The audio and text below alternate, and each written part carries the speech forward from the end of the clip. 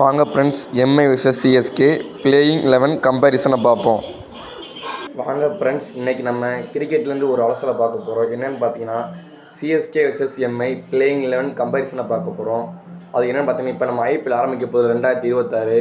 அதில் நம்ம CSK best playing 11 இருக்கா, இல்லை எம்ஐ பெஸ்ட்டு பிளேயிங் 11 இருக்கா, யார் பிளே ஆஃப் போவாங்க, யார் டாப் 2ல் ஃபினிஷ் பண்ணுவாங்க, டாப் 4 குவாலிஃபை ஆகலாம், கப் அடிக்கிற மாதிரி தகுதி இருக்கா, எல்லாம் பொறுமையாக பார்ப்போம். இப்போ ஃபஸ்ட் நம்ம சிஎஸ்கேவோட பிளேயிங் 11 பார்க்கலாம். ஃபஸ்ட்டு மாத்ரே, செகண்ட் சாம்சன், மூணாவது ருத்ராஜ் கெய்க்வாட், நாலாவது துபே, அஞ்சாவது பிரேவிஸ், ஆறாவது பிரசாந்த் வீர் வருவார், ஏழாவது எம்எஸ் தோனி, எட்டாவது கார்த்திக் சர்மா, 9வது இடத்துல நூர் அகமது, 10வது இடத்துல கலீல், 11வது இடத்துல எல்லிஸு, இம்பாக்ட் பிளேயராக கம்பு தருவார். இது பிளேயிங் எப்படி இருக்குன்னா, மாத்ரே அட்டாக்கிங் பேட்ஸ்மேனு, இதில் சாம்சன் அட்டாக்கிங் பேட்ஸ்மேனு, ஒரு விக்கெட் வந்தாலும் கொஞ்சம் தடுமாறுற மாதிரி இருக்குது. அந்த இடத்துல நம்ம என்ன பண்ணணும்னா, பின்னாடி பார்ப்பாது. அடுத்து ஒன்றை ருத்ராஜ் கெய்க்வாட் நல்லா நின்று நிதானம் ஆடுவார். துபே ஸ்பின் ஹிட்டிங் போடுறார். இப்போ சமீப காலமாக அவர் கொஞ்சம் ஃபார்மில் இல்லை, இருந்தாலும் பரவாயில்ல. பவுலிங் அவர் கொடுக்கணும், இம்பேக்ட் பேர் அவர் வைக்கக்கூடாது. அடுத்து அதிரடி பேட்ஸ்மேன் பிரேவிஸ் இருக்கார், அவர் நல்ல ஃபார்மில் தான் இருக்கார். இப்போ பிட்டர் விக்கெட்ஸ்க்காக நல்லா விளாண்டு தான் இருக்கார். அடுத்து 14 கோடிக்கு எடுத்த பிரசாந்த் வீர் டொமஸ்டிக் பிளேயரு, நல்ல ஃபார்மில் இருக்கார். அடுத்து நம்ம தலை தோனி 7வது இடத்துல விக்கெட் கீப்பிங் பேட்ஸ்மேனு, இம்பேக்ட் பேர் கூட இறக்கலாம், சாம்சனை கீப்பர் போட்டு. அடுத்து 8வது இடத்துல திரும்ப இன்னொரு டொமஸ்டிக் பிளேயர் 14 கோடிக்கு எடுத்த கார்த்திக் சர்மா. அடுத்து நூர் அகமது, அதுக்கடுத்து கலீல் அகமது, எல்லிஸு. இதில் Ellis 4 over, Khaleel 4 over, Noor Ahmad 4 over போட்டாங்கன்னா முன்னாங்க 12 ஆயிடுச்சு. 12 அங்கிட்டு துபே ஒரு 3 over 2 over, Kamboj 4 over 16 18. Kartik Sharma போட மாட்டார், பிரசாந்த் வீரோ பிரேவிஸோ கொடுத்து ஓட்டிடலாம். அப்போ இன்னொரு ஆப்ஷன் தேவை. அதுக்கு நமக்கு என்ன பண்ணணும்னா, ஒரு ஃபாரின் ஆப்ஷனை உட்கார வச்சுட்டு நம்ம ஓப்பனிங் இடத்துல மாத்ரே கிளிக் ஆகாட்டி மேத்யூ ஷார்ட்டை இறக்கலாம். நீங்களே இந்த பிளேயிங் பார்த்து பாருங்கள். மாத்ரேக்கு பதிலாக இவர் இறக்கிட்டு ஷார்ட் இறக்கிட்டு மேத்யூ ஷார்ட் இருக்காங்க, இது அடிலைடு ஸ்ட்ரைக்கர்ஸ் பிபிஎல்ல கேப்டன் பண்ணுறாரு, நல்ல ஃபார்மில் இருக்கார்.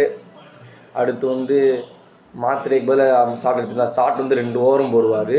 உங்களுக்கு ஓப்பனிங் அட்டாக்கிங் பேட்ஸ்மேனாகவும் இருப்பார். அதுக்கு மட்டும் மாத்ரேக்கு பதில் நம்ம உர்வில் பட்டேல் இம்பேக்ட் பிளேயர் ஆக்கிடலாம், காம்போஜை பிளேயிங் லெவலில் கொண்டு வந்துடலாம்.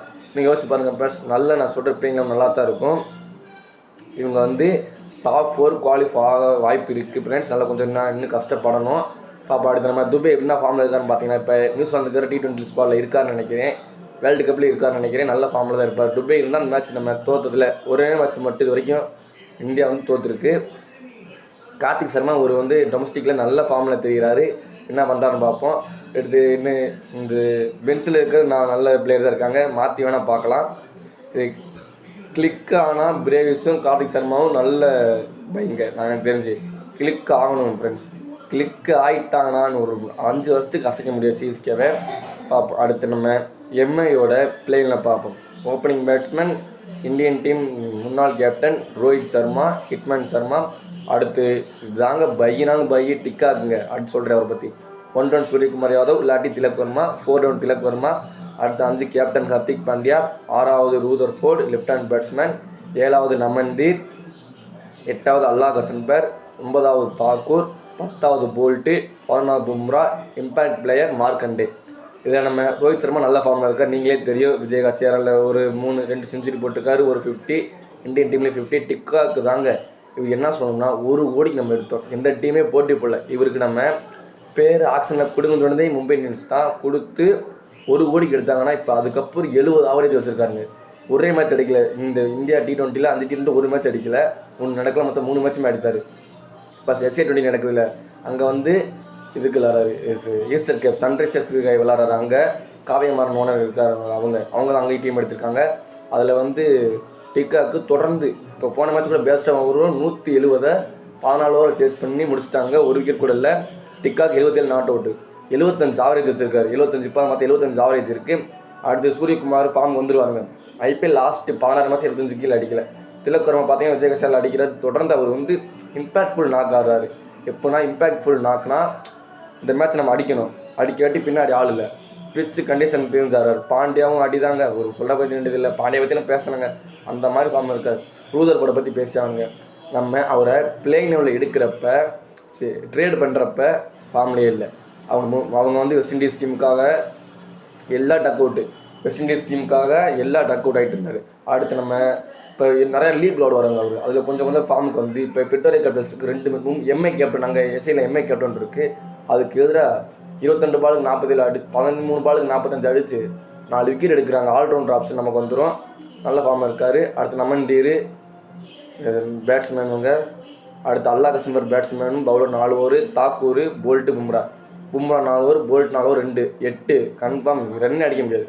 தாக்கூர் 12, அல்லா கசம்பர் 16, மார்க்கண்டே 16 ஆயிடுச்சா, நமன்டீர் 2, ரூதர்போர்ட் 2, எக்ஸ்ட்ரா பவுலிங் 7 பவுலிங் இருக்குங்க, 10 பேட்ஸ்மேன் இருக்குங்க. பாருங்கள் யார் கொஞ்சம் எட்ஜ் வந்து எம்ஐக்கு தாங்க. இவங்க வந்து பிளே ஆஃபில் கன்ஃபார்ம் இருப்பாங்க. இல்லாட்டினா இதாங்க ஒரு கேள்விக்குறி. டாப் 2ல் பிடிப்பாங்க, கப் அடிக்கும் வாய்ப்பு இருக்குது. சிஎஸ்கே வந்து கிளிக் ஆகிட்டாங்கன்னா அவங்க டாப் 4 வந்துடுவாங்க, நம்பிக்கை இருக்குங்க. அடுத்து வந்து எந்த டீமுக்கு ரிவ்யூ போகணும்னு நீங்கள் சொல்லுங்கள் ஃப்ரெண்ட்ஸ். பாய். சப்ஸ்கிரைப் பண்ணுங்கள், ஷேர் பண்ணுங்கள், ஸ்கிப் பண்ணாமல் பாருங்கள் வீடியோவை.